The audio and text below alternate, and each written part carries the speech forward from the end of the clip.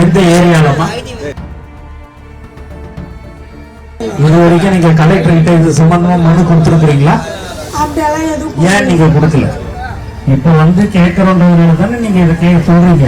தண்ணீர்ன்றது எவ்வளவு ஒரு முக்கியமான விஷயம். நான் சொல்றது கேளுங்க. அதெல்லாம் இப்ப நம்ம இங்க அரசியல் பேச வரல.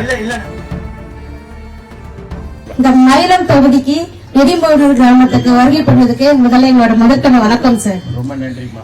இந்த ஆரம்ப சுகாதார நிலையத்துல அடிஷனல் கட்டிடம் கட்டி கொடுத்ததுக்கு இந்த ஏஎன்சி அந்த ஒரு சில ஃபாலோ பண்ற எல்லா பேஷண்ட்ஸ்க்குமே வந்துட்டு இது ரொம்ப யூஸ்ஃபுல்லா இருக்கும் சார். இந்த மாதிரி ஒரு திட்டத்தை வந்துட்டு உங்க கையில திறந்து வச்சு நம்ம ரொம்ப பெருமையா படுறோம் சார். நன்றியும் தெரிவிச்சுக்கிறேன் சார். வேற யாராவது கேட்கணுமா? வேற யாராவது சொல்லணுமா?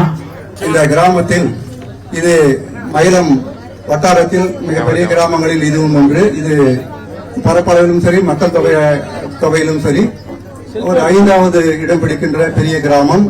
இந்த கிராமத்திலே வெகு நாட்களாக கால்நடை மருந்தகம் இல்லை. மற்ற வசதிகள் ஓரளவுக்கு பரவாயில்லை. ஏனென்றால் அரசு ஆரம்ப சுகாதார நிலையம் இருக்கிறது, தேசிய வங்கி இருக்கிறது, கூட்டுறவு வங்கி இருக்கிறது, அரசு மேல்நிலை பள்ளி இருக்கிறது, உயர்நிலை பள்ளி இருக்கிறது. ஆனால் விவசாயத்திற்கு உறுதுணையாக இருக்கின்ற கால்நடைகளுக்கு மட்டும் இங்கு மருத்துவமனை இல்லை. இதை ஆண்டாண்டு காலமாக கேட்டுக் கொண்டிருக்கின்றோம். அதை மாண்புமிகு அமைச்சர் அவர்கள் கருணையுடன் கூர்ந்து கவனித்து இந்த அரசாங்கத்தின் இந்த அரசின் மூலமாக முதல்வர் விஜயன் மூலமாக எங்கள் ஊருக்கு பிரத்யேகமாக கால்நடை மருத்துவமனை அமைத்துக் கொடுக்க அன்புடன் பொதுமக்கள் சார்பாக கேட்டுக் கொள்கின்றோம். முதலமைச்சருடைய கவனத்துக்கு எடுத்து செல்லப்பட்டு கண்டிப்பாக அந்த கோரிக்கை நிறைவேற்றப்படும் என்பதை இந்த நேரத்தில் தெரிவித்துக் கொள்கிறேன்.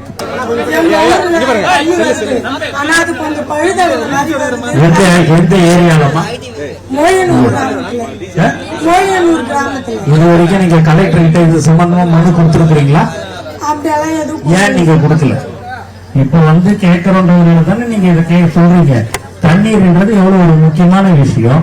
அது இந்த மாதிரி வருதுன்னு உடனே நீங்க கலெக்டர் கிட்ட நீங்க சொல்லியிருந்தீங்கன்னா உடனடியா அதை நாங்க நடவடிக்கை எடுத்திருப்போம். நீங்க ஒரு மனு மாதிரி எழுதி திங்கட்கிழமை ஒரு கையில கொடுத்துருங்க. கொடுத்தீங்கன்னா அது உடனடியா அது வந்து செஞ்சு தரப்படும் தெரிவிச்சுக்கிறோம். இன்னைக்கே செக் பண்ண சொல்லிடுறோமா? இன்னைக்கே சார் போவாரு. இன்னைக்கே எல்லாத்தையுமே செக் பண்ணிட்டு இன்னைக்கே அந்த உங்களுடைய தண்ணீர் பிரச்சனை கண்டிப்பாக தீர்க்கப்படும் என்பதை சந்தோஷத்துடன் தெரிவிக்கிறோம். வசதிகள் பாத்தீங்கன்னா பெரிய ஊர், இது ரோடு வசதி கம்மியா இருக்கு. பாத்தீங்கன்னாக்கா நீலத்தொட்டி, நெடி, மோழினூர் பெரிய பகுதின்றதுனால ரோடு வசதி கம்மி.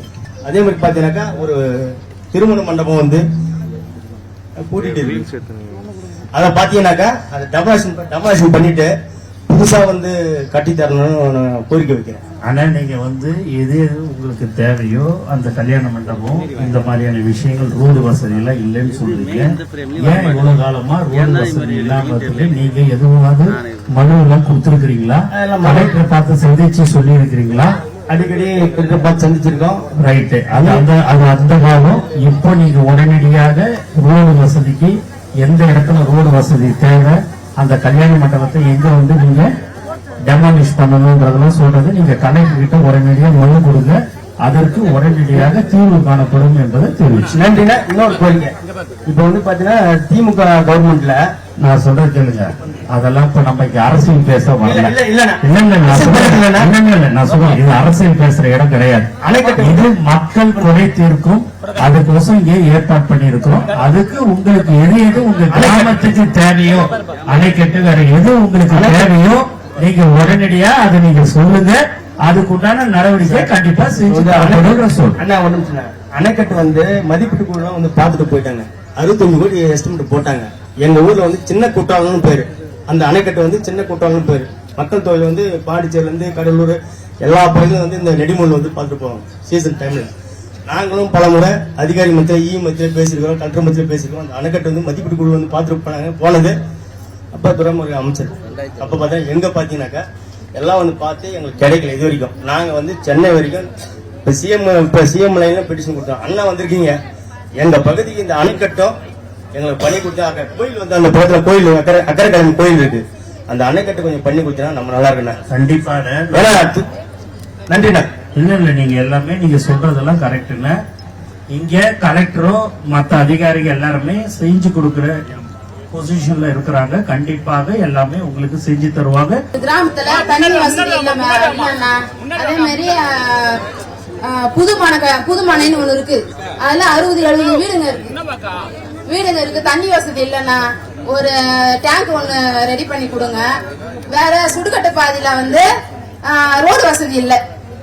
நீ எல்லாத்தையுமே ஒரு மனுவா எழுதி, நான் தயவு செய்து நான் சொல்றது உடனே நல்லா புரிஞ்சுக்க. நீங்க இப்ப நான் வரேன், நீங்க பேசுறீங்க, இதோட இருக்கக்கூடாது. ரைட்டுங்களா? அடுத்த தடவை வரும்போது நீங்க 5 கோரிக்கை வச்சீங்கன்னா அதுல நான் 3 வந்து மாண்பு முதலமைச்சர்கிட்ட சொல்லி அதை எல்லாத்தையும் முடிச்சிருக்கிறேன்றது தான் நான் உங்ககிட்ட சொல்லணும்.